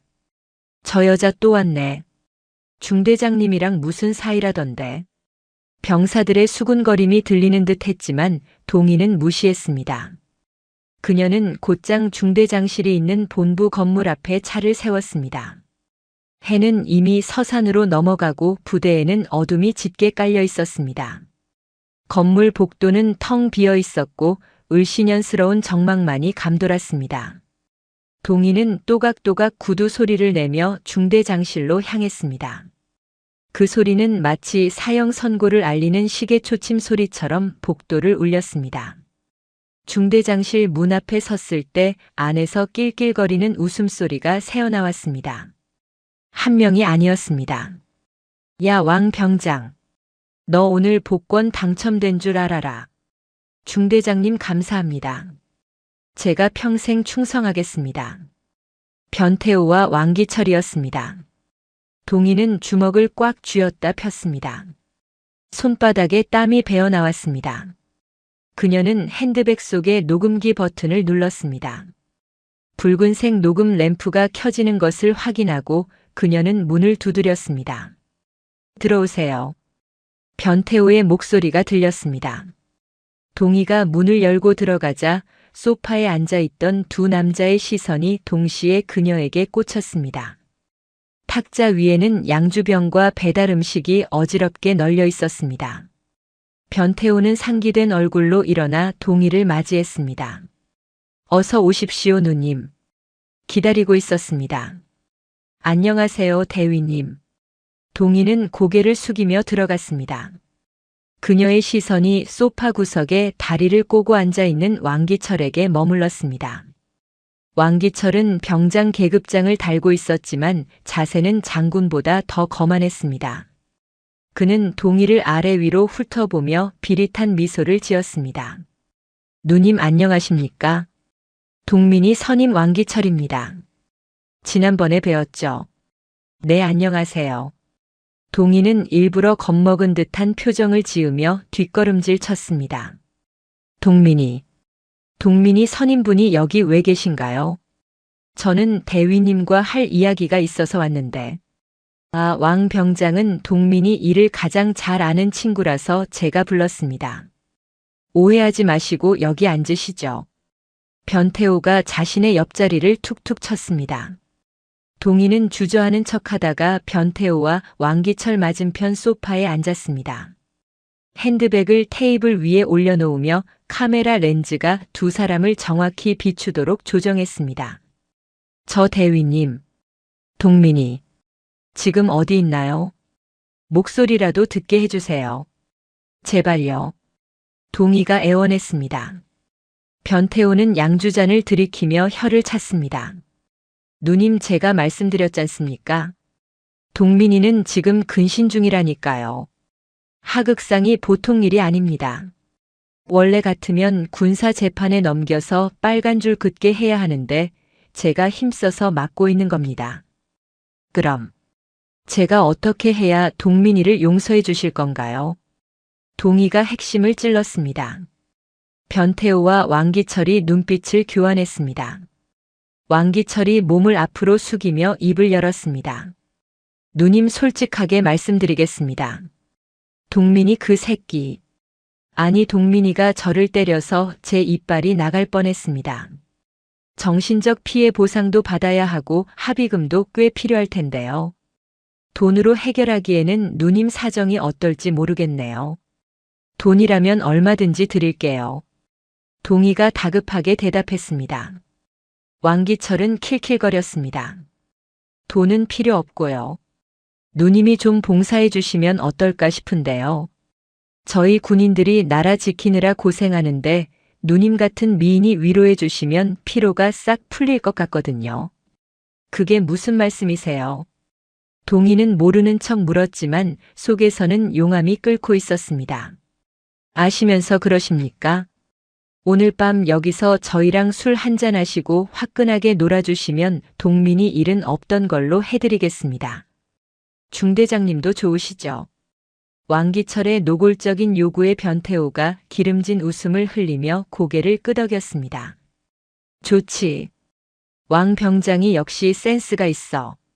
누님 오늘 저희랑 진하게 회포 풀고 동민이 내일 아침에 데려가세요. 대신 오늘 밤 저희를 아주 만족시켜 주셔야 합니다. 그들은 동희를 철저히 유흥거리로 취급하고 있었습니다. 동민을 인질 삼아 누나를 유린하려는 파렴치한 계획이었습니다. 동희의 손이 가볍게 떨렸습니다. 이것은 연기가 아니었습니다. 분노로 인한 진동이었습니다. 정말 그것만 하면 동민이 풀어주시는 건가요? 때리거나 괴롭히지 않고요. 동희가 재차 확인했습니다. 증거를 확실히 하기 위해서였습니다. 그럼요. 약속하죠. 대신 동민이가 맞은 건 훈련하다 다친 걸로 입 맞춰 주셔야 합니다. 어디 가서 딴소리하면 동민이 인생 끝나는 겁니다. 변태호가 쐐기를 박았습니다. 은폐와 협박 그리고 성적 요구까지 모든 죄목이 완성되었습니다. 동희는 고개를 숙인 채 입꼬리를 살짝 올렸습니다. 알겠습니다. 약속 지켜주세요. 그녀는 천천히 자리에서 일어났습니다. 변태호와 왕기철은 동희가 자신들의 요구에 순응하는 줄 알고 환호성을 질렀습니다. 역시 누님 말이 통하시네. 자, 여기 제 옆에 앉으시죠. 술부터 한 잔 받으세요. 변태호가 잔을 내밀었습니다. 동희는 그 잔을 받아들고는 시계를 힐끔 보았습니다. 6시 29분 50초. 약속된 시간이 10초 남았습니다. 동희는 잔을 입에 대는 척하다가 그대로 바닥에 내동댕이 쳤습니다. 쨍그랑하는 소리와 함께 유리 조각과 양주가 사방으로 튀었습니다. 갑작스러운 행동에 변태호와 왕기철이 놀라서 벌떡 일어났습니다. 이게 무슨 짓이야? 미쳤어. 변태호가 소리쳤습니다. 동희는 천천히 고개를 들었습니다. 더 이상 겁에 질린 누나의 얼굴이 아니었습니다. 지옥에서 돌아온 악귀의 형상이었습니다. 미친 건 너희들이지. 군복 입은 양아치 새끼들아. 뭐라고? 왕기철이 헛웃음을 지으며 다가왔습니다. 이 여자가 돌았나? 야, 너 지금 상황 파악이 안 돼. 너랑 내 동생 우리가 죽일 수도 있어. 죽여봐. 할 수 있으면. 동희의 목소리는 낮고 서늘했습니다. 그리고 그 순간 두두두두두두 건물 전체가 흔들릴 정도의 거대한 진동음이 들려왔습니다. 헬기 소리였습니다. 한 대가 아니었습니다. 창문 밖으로 강력한 서치라이트 불빛이 쏟아져 들어와 중대장실을 대낮처럼 밝혔습니다. 이게 무슨... 변태호가 창가로 달려가 커튼을 젖혔습니다. 그의 눈이 믿을 수 없다는 듯 커졌습니다. 연병장 위로 육군 기동 헬기 2대가 저공 비행을 하고 있었고 정문에서는 검은색 승합차들이 바리케이드를 부술듯이 밀고 들어오고 있었습니다. 쾅! 중대장실 문이 부서져라 열렸습니다. 완전 무장한 흑복 차림의 요원들이 들이닥쳤습니다. 움직이지 마. 국군 방첩사령부다. 전원 손머리 위로. 총구가 변태호와 왕기철을 겨누었습니다. 레이저 포인터의 붉은 점들이 그들의 가슴과 머리에 수놓아졌습니다. 변태호는 다리에 힘이 풀려 주저앉았고 왕기철은 사색이 되어 뒷걸음질 쳤습니다. 에이, 이게 무슨 일이야? 요원들 사이로 검은색 롱코트를 입은 중년 남성이 걸어 들어왔습니다. 어깨에는 별 2개 소장 계급장이 번쩍이고 있었습니다. 장태산 사령관이었습니다. 장 사령관은 벌벌 떨고 있는 변태호를 싸늘하게 내려다보더니 시선을 동희에게 돌렸습니다. 마 중령. 늦어서 미안하네. 길이 좀 막히더구먼. 사령관님, 오셨습니까? 동희가 깍듯하게 고개를 숙였습니다. 변태호와 왕기철은 귀를 의심했습니다. 령. 왕기철의 입이 떡 벌어졌습니다. 동희는 천천히 핸드백에서 미리 챙겨온 베레모를 꺼내 썼습니다. 707 특수임무단의 흑표범 마크가 선명하게 박힌 검은 베레모였습니다. 그녀가 베레모를 쓰는 순간 가녀린 민간인 여성은 사라지고 대한민국 최정의 특수요원 마동이가 그 자리에 섰습니다. 자, 이제 게임을 시작해볼까? 동희가 붉은 하이힐을 또각거리며 왕기철에게 다가갔습니다. 왕기철은 공포에 질려 비명조차 지르지 못했습니다. 심판의 시간이 시작되었습니다. 중대장실은 순식간에 아수라장이 되었습니다. 방첩사 요원들이 외부와의 통신을 차단하고 복도를 장악했습니다. 변태호 대위는 바닥에 주저앉아 덜덜 떨며 장태산 사령관의 바짓가랑이를 잡으려 했습니다. 사령관님 오해입니다. 이건 모함입니다. 저 여자가 미쳐서. 장태산은 더러운 것을 보듯 발로 변태호를 밀어냈습니다. 내 부하가 미쳤다고. 자네 눈에는 저게 미친 여자로 보이나 보군. 내 눈에는 정의를 구현하러 온 심판관으로 보이는데 말이야. 그때 동희가 변태호 앞으로 다가왔습니다. 그녀는 변태호의 멱살을 한 손으로 잡아 번쩍 들어올렸습니다. 180cm가 넘는 남자가 여성의 한 손에 의해 허공에 붕 떴습니다. 동희의 악력은 상상을 초월했습니다. 컥. 변태호의 얼굴이 붉게 달아올랐습니다. 동희는 싸늘한 눈으로 그를 노려보았습니다. 대위 변태호. 내가 그렇게 자랑하던 육사 출신 장교가 고작 민간인 여자 불러다가 술 시중 들게 하는 거였니? 내가 군인이냐? 포주지. 동희는 변태호를 벽으로 내던졌습니다. 쿵 소리와 함께 액자가 떨어져 박살이 났습니다. 변태호는 고통에 몸부림쳤지만 동희는 멈추지 않았습니다. 그녀는 성큼성큼 다가가 변태호의 전투복 상의에 달린 대위 계급장을 손으로 잡았습니다. 이 계급장이 아깝다. 찍. 섬유가 찢어지는 소리와 함께 계급장이 뜯겨나갔습니다. 동희는 뜯어낸 계급장을 바닥에 던지고 하이힐 굽으로 짓밟았습니다. 변태호에게 그것은 육체적인 고통보다 더 큰 치욕이었습니다. 안 돼. 내 진급. 내군 생활. 내군 생활은 여기서 끝이야. 영창이 아니라 교도소로 가게 될 거니까. 동희는 고개를 돌려 구석에 웅크리고 있는 왕기철을 바라보았습니다. 왕기철은 방금 전까지의 거만함은 온데간데 없고 공포에 질려 오줌을 지르기 일보 직전이었습니다. 동희와 눈이 마주치자 그는 무릎을 꿇고 빌기 시작했습니다. 누님. 아니 중령님. 제가 죽을 죄를 지었습니다. 한 번만 살려주십시오. 장난이었습니다. 진짜 털끝 하나 건드릴 생각 없었습니다. 장난. 동희가 피식 웃었습니다. 그 웃음은 왕기철의 뼈를 얼어붙게 만들었습니다. 내 동생을 개처럼 끌고 다니고 발가벗겨서 춤추게 한 것도 장난이었니? 나한테 룸살롱 여자냐고 묻던 그 주둥이도 장난이었고. 동희는 천천히 하이힐을 벗었습니다. 맨발이 된 그녀는 발가락을 꼼지락거리며 몸을 풀었습니다. 하이힐 신으면 제대로 못 찰 것 같아서. 그 말이 끝나기가 무섭게 동희의 발이 왕기철의 턱에 꽂혔습니다. 둔탁한 타격음과 함께 왕기철의 몸이 공중으로 붕 떴다가 소파 뒤로 처박혔습니다. 옥수수 털리는 소리와 함께 왕기철의 입에서 피 섞인 이빨 2개가 튀어나왔습니다. 으악! 왕기철이 입을 감싸 쥐고 뒹굴었습니다. 동희는 그에게 다가가 머리채를 잡고 일으켜 세웠습니다. 동민이가 맞을 때 얼마나 아팠을지 너도 느껴봐야지. 공평하게. 동희의 주먹이 왕기철의 명치를 강타했습니다. 숨이 턱 막힌 왕기철이 눈을 까집으며 거품을 물었습니다. 동희는 이어서 로우킥으로 왕기철의 허벅지를 가격했습니다. 근육이 파열되는 비명이 터져 나왔습니다. 707에서 사람 죽이는 기술만 배웠는데 안 죽이고 패려니까 힘드네.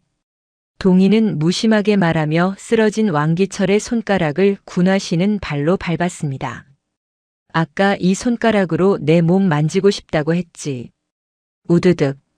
손가락 뼈가 으스러지는 소리가 났습니다. 왕기철은 고통에 기절할 듯 했지만 동희는 그를 놔주지 않았습니다. 기절하지 마. 아직 시작도 안 했어. 동민이가 겪은 지옥에 비하면 이건 마사지 수준이야. 동희는 왕기철을 질질 끌고 창가로 갔습니다. 그리고 창문을 활짝 열었습니다. 아래에는 전 부대원이 집합해 있었습니다. 사이렌 소리와 헬기 소리에 놀라 뛰쳐나온 병사들이 운동장에 모여 있었습니다. 동희는 왕기철의 상체를 창밖으로 내밀었습니다. 봐라. 저기 있는 병사들. 내가 괴롭혔던 수많은 후임들이 널 보고 있어. 꼴 사납게 울지 말고 고개 들어. 운동장에 있던 병사들은 창문에 매달린 왕기철의 피투성이 얼굴을 보고 경악했습니다. 부대의 왕으로 군림하던 그가 처참하게 무너진 모습은 충격 그 자체. 동희는 왕기철을 다시 안으로 던져 넣었습니다. 왕기철은 바닥에 널브러져 흐느꼈습니다. 살려주세요. 제발. 동희는 그제야 분노가 조금 가라앉는 것을 느꼈습니다. 그녀는 거칠어진 숨을 고르며 장태산 사령관을 바라보았습니다. 장 사령관은 팔짱을 끼고 흐뭇하게 웃고 있었습니다. 역시 전설의 마중령답군. 솜씨가 녹지 않았어. 이제 뒤처리는 우리에게 맡기게. 감사합니다, 사령관님. 그리고 제 동생은요.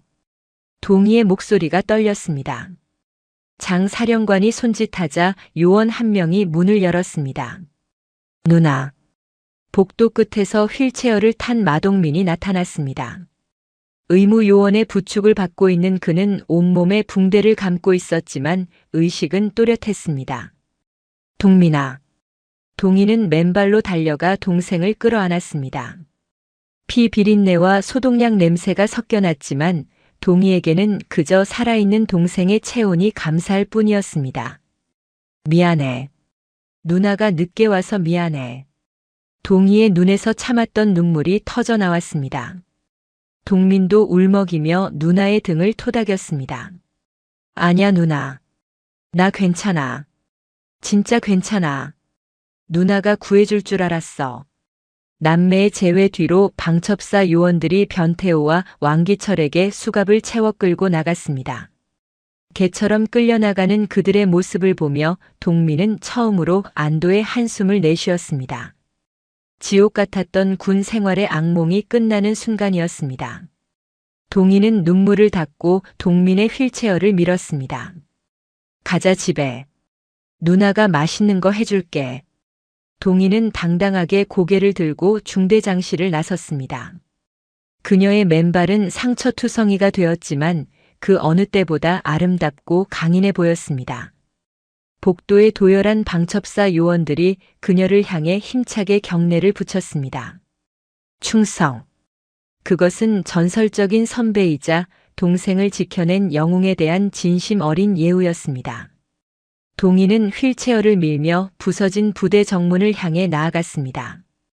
밤하늘에 먹구름이 걷히고 달빛이 두 남매를 비추고 있었습니다. 철원의 밤하늘을 뒤흔들었던 헬기 소음이 잦아들고 부대는 태풍이 휩쓸고 지나간 듯한 고요함에 잠겼습니다. 하지만 그 고요함은 이전의 음습하고 무거운 침묵과는 달랐습니다. 썩은 환부를 도려낸 뒤에 찾아오는 쓰라리지만 개운한 치유의 정적이었습니다. 마동이는 휠체어에 탄 동생 마동민을 밀며 본청 건물을 빠져나왔습니다. 건물 밖에는 상황을 지켜보던 병사들이 도열해 있었습니다. 그들은 겁에 질린 눈빛이 아니라 구원자를 바라보는 경외심 가득한 눈빛으로 두 남매를 바라보았습니다. 누나, 저 사람들이 다 나를 보고 있어. 동민이 기어들어가는 목소리로 말했습니다. 동희는 휠체어 손잡이를 단단히 잡으며 대답했습니다. 너를 비웃는 게 아니야. 살아남은 승리자를 존경하는 눈빛이지. 어깨 펴. 너는 피해자가 아니라 생존자니까. 동희의 단호한 말에 동민은 천천히 고개를 들었습니다. 어둠 속에서도 빛나는 누나의 눈동자를 보며 그는 비로소 자신이 지옥에서 탈출했음을 실감했습니다. 그때 대열 속에 있던 한 병사가 앞으로 걸어 나왔습니다. 내부 고발자였던 서태민 일병이었습니다. 그는 떨리는 손으로 동민에게 다가와 거수 경례를 붙였습니다. 마동민 이병. 아니, 동민아. 미안하다. 내가 너무 늦게 용기를 냈어. 서태민의 눈에는 눈물이 고여 있었습니다. 동민은 붕대 감은 손을 들어 서태민의 손을 잡았습니다. 아니야, 태민아. 내 덕분에 살았어. 고맙다. 두 병사의 뜨거운 악수를 지켜보던 다른 병사들도 하나둘씩 박수를 보내기 시작했습니다. 그 박수 소리는 점차 커져 연병장을 가득 메웠습니다. 그것은 악랄했던 왕기철과 변태호의 시대가 끝났음을 알리는 천둥 소리와도 같았습니다. 2달 뒤 경기도에 위치한 고등군사법원 대법정. 엄숙한 공기가 흐르는 법정 안은 방청객들로 가득 차 있었습니다. 이번 사건은 철원 가혹 행위 및 장교 은폐 사건이라는 이름으로 언론에 대서특필되었고 전 국민의 공분을 샀습니다. 방청석 맨 앞줄에는 정장을 차려입은 마동희와 제복을 입은 마동민이 앉아 있었습니다. 동민의 몸은 많이 회복되었지만 마음의 상처는 아직 아물지 않은 상태였습니다. 피고인 변태호, 피고인 왕기철. 기립. 재판장의 서리빨 같은 목소리에 피고인석에 앉아있던 두 남자가 일어섰습니다. 2달 전만 해도 기세등등하던 그들의 모습은 온데간데 없었습니다. 수의를 입은 변태호는 수염이 덥수룩하고 눈이 퀭했으며 왕기철은 동희에게 밟혔던 다리를 절뚝거리고 있었습니다. 피고인 변태호는 중대장이라는 지위를 이용하여 부대 내 부조리를 묵인하고 피해자 가족을 기만하였으며 심지어 성적인 접대까지 요구하는 파렴치한 행위를 저질렀다. 이는 군인의 명예를 실추시키고 국군 조직을 와해시키는 중대한 범죄다. 재판장의 판결문이 낭독될 때마다 변태호의 어깨가 움찔거렸습니다. 존경하는 재판장님, 저는 억울합니다. 왕기철 병장이 다 주도한 일이고 저는 보고를 못 받았습니다. 한 번만 선처해 주십시오. 변태호가 다급하게 소리쳤습니다. 끝까지 자신의 죄를 인정하지 않고 부하에게 책임을 떠넘기는 비겁한 모습에 방청석에서 야유가 터져나왔습니다. 조용히 하세요. 증거 영상과 녹취록에 당신의 목소리가 명백히 담겨 있습니다. 재판장은 변태호의 말을 가차없이 잘랐습니다. 그리고 이어서 왕기철을 바라보았습니다. 피고인 왕기철. 후임병을 상습적으로 구타하고 가혹 행위를 일삼았으며 피해자의 가족을 모욕하고 협박했다. 이는 인간으로서 최소한의 존엄성마저 짓밟은 악질적인 범죄다. 왕기철은 고개를 들지 못한 채 흐느꼈습니다. 잘못했습니다. 죽을 죄를 지었습니다. 제발 살려주십시오. 재판장은 안경을 고쳐 쓰고 판결 주문을 읽어 내려갔습니다. 주문. 피고인 변태호를 파면 및 징역 5년에 처한다. 피고인 왕기철을 징역 7년에 처한다. 두 피고인은 피해자에게 각각 5천만 원의 위자료를 지급하라. 땅, 땅, 땅. 판사봉 소리가 법정에 울려 퍼졌습니다. 징역형과 파면. 그들의 인생은 완전히 끝장났습니다. 헌병들이 그들을 끌고 나가자 변태호는 발악하며 소리를 질렀습니다. 안 돼. 내가 육사 출신인데. 내가 어떻게 여기까지 왔는데. 이건 무효야. 왕기철은 다리가 풀려 질질 끌려나갔습니다. 그들이 사라지는 뒷모습을 보며 동희는 비로소 긴 한숨을 내쉬었습니다. 그녀는 옆에 앉은 동민의 손을 꼭 잡았습니다. 봤지? 정의는 살아있어. 저 쓰레기들은 이제 평생 감옥에서 썩을 거야. 동민은 말없이 고개를 끄덕였습니다. 그의 눈에서 뜨거운 눈물이 흘러내렸습니다. 그것은 억울함의 눈물이 아니라 해방의 눈물이었습니다. 사건이 마무리되고 계절이 2번 바뀌었습니다. 동민은 병원에서 퇴원한 후 의병 제대를 권유받았습니다. 신체적, 정신적 피해가 컸기에 군 생활을 지속하기 어렵다는 판단이었습니다. 하지만 동민의 생각은 달랐습니다. 어느 날 저녁 동희가 운영하는 체육관. 샌드백을 치는 소리가 경쾌하게 울렸습니다. 더 세게. 허리 돌리고. 주먹에 체중을 실어. 동희의 불호령에 맞춰 샌드백을 가격하는 사람은 놀랍게도 동민이었습니다. 예전에 비쩍 마르고 왜소했던 몸은 사라지고 탄탄한 근육질의 몸매가 되어 있었습니다. 눈빛 또한 도끼로 가득 차 있었습니다. 헉, 헉. 누나, 나 힘들어. 죽을 것 같아. 동민이 땀을 비오듯 흘리며 바닥에 주저앉았습니다. 동희는 수건을 던져주며 물었습니다.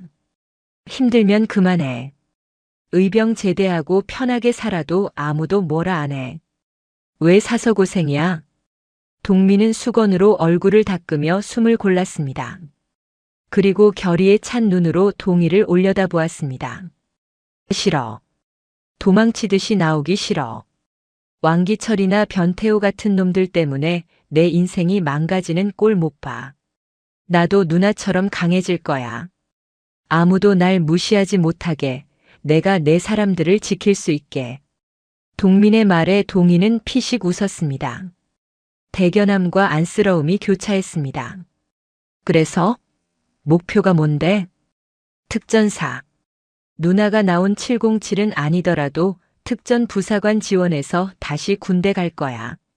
제대로 된 군인이 되어서 썩어빠진 놈들이 있으면 내가 다 박살 낼 거야.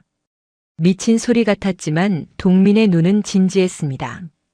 지옥을 경험한 자만이 가질 수 있는 강한 의지였습니다. 동희는 동생의 머리를 헝클어뜨렸습니다. 그래. 그럼 각오 단단히 해. 내 훈련은 왕기철 따위랑은 비교도 안 되게 지옥일 테니까. 자신 있어. 덤벼. 그날부터 남매의 진짜 지옥 훈련이 시작되었습니다. 새벽 4시에 기상하여 산악 구보 10km, 오전에는 웨이트 트레이닝, 오후에는 격투기와 전술 훈련. 동희는 봐주지 않았습니다. 동생이 다시는 짓밟히지 않게 하려면 뼈를 깎는 고통을 견디게 해야 한다고 믿었기 때문입니다. 시간은 빠르게 흘러 2년이 지났습니다. 경기도 광주에 위치한 특수전학교 연병장. 검은 베레모 수여식이 열리고 있었습니다. 수백 명의 교육생이 오와 열을 맞춰 서 있었고 단상에는 사령관과 내빈들이 자리하고 있었습니다. 임관 사령장, 부사관 후보생 마동민. 귀하는 소정의 교육과정을 우수한 성적으로 수료하였기에 하사로 임명함. 단상 위에서 쩌렁쩌렁한 목소리가 울려 퍼졌습니다. 마동민 하사. 그는 더 이상 과거의 나약한 이등병이 아니었습니다. 검게 그을린 피부, 터질 듯한 근육, 날카로운 눈매. 그는 완벽한 인간 병기로 다시 태어났습니다. 동민은 사령관에게 경례를 하고 단상을 내려왔습니다. 그리고 연병장 한 구석, 가족석을 향해 걸어갔습니다. 그곳에는 붉은색 원피스 대신 단정한 검은색 정장을 입은 마동이가 서 있었습니다. 그녀의 곁에는 장태산 사령관도 함께였습니다. 동희는 늠름하게 걸어오는 동생을 보며 코끝이 찡해졌습니다. 저 아이가 그 지옥 구덩이 속에서 울던 내 동생이 맞나 싶을 정도로 벅찬 감동이 밀려왔습니다. 동민이 동희 앞에 섰습니다. 두 남매는 서로를 마주 보았습니다. 신임 하사 마동민. 누나. 아니, 마동이 예비역 중령님께 신고합니다. 동민이 절도 있는 동작으로 거수 경례를 붙였습니다. 단결. 우렁찬 목소리가 주변을 압도했습니다. 동희는 미소를 지으며 답례를 했습니다. 단결. 수고했다 마하사. 아주 멋지네. 동희가 동민의 어깨에 달린 하사 계급장을 어루만졌습니다. 과거 변태호의 계급장을 뜯어버릴 때와는 전혀 다른 따뜻하고 자랑스러운 손길이었습니다. 누나 덕분이야. 누나가 없었으면 나 이미 죽었을 거야. 아니야. 내가 버텨준 덕분이지. 그리고 동희는 뒤에 서 있던 장태산 사령관을 바라보았습니다. 사령관님이 많이 도와주셨잖아. 인사드려. 동민은 장태산 사령관을 향해 다시 한번 경례했습니다. 충성. 감사합니다, 사령관님. 장태산은 호탕하게 웃으며 동민의 어깨를 두드렸습니다. 허허, 자네 누나를 쏙 빼닮았구먼. 독종이야, 독종. 앞으로 자네 군 생활이 기대되는군. 707에서 탐낼 인재야. 열심히 하겠습니다. 행사가 모두 끝나고 동희와 동민은 연병장을 거닐었습니다.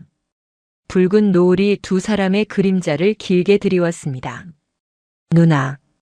응? 나 이제 진짜 군인 같아? 아니. 동희의 단호한 대답에 동민이 실망한 표정을 지었습니다. 그러자 동희가 씩 웃으며 덧붙였습니다. 군인 같은 게 아니라 최고의 군인이지. 내 동생이니까. 동민의 얼굴에 환한 미소가 번졌습니다. 누나, 우리 사진 찍자. 이 순간을 기억하게. 동민이 휴대폰을 꺼내 셀카 모드로 맞췄습니다. 검은 베레모를 쓴 동생과 그를 지켜낸 누나. 두 사람의 얼굴이 화면 가득 들어왔습니다. 배경으로는 안 되면 되게 하라는 특전사의 구호가 적힌 비석이 보였습니다. 하나, 둘, 셋. 찰칵. 사진 속 두 사람은 세상에서 가장 행복하고 강한 미소를 짓고 있었습니다. 과거의 상처는 흉터로 남았지만 그 흉터는 그들을 더욱 단단하게 만든 훈장이 되었습니다. 동희는 동민의 팔짱을 끼며 말했습니다. 자, 이제 밥 먹으러 가자. 마 하사가 쏘는 거지. 아, 누나. 나 이제 막 임관했는데 월급도 안 나왔어. 시끄러워. 누나가 너 키우느라 쓴 돈이 얼마인데. 소고기 사. 알았어, 알았어. 대신 제일 싼 집으로 가자. 두 남매의 웃음소리가 연병장에 울려 퍼졌습니다. 악몽은 끝났고 그들의 앞에는 찬란한 태양만이 비추고 있었습니다. 이제 그 어떤 늑대도 그 어떤 어둠도 이 강인한 남매를 건드릴 수 없을 것입니다. 철원의 붉은 장미와 그녀가 피워낸 검은 베레모. 전설은 그렇게 해피엔딩으로 막을 내렸습니다. 영상이 유익하셨다면 구독과 좋아요, 댓글까지 부탁드리겠습니다.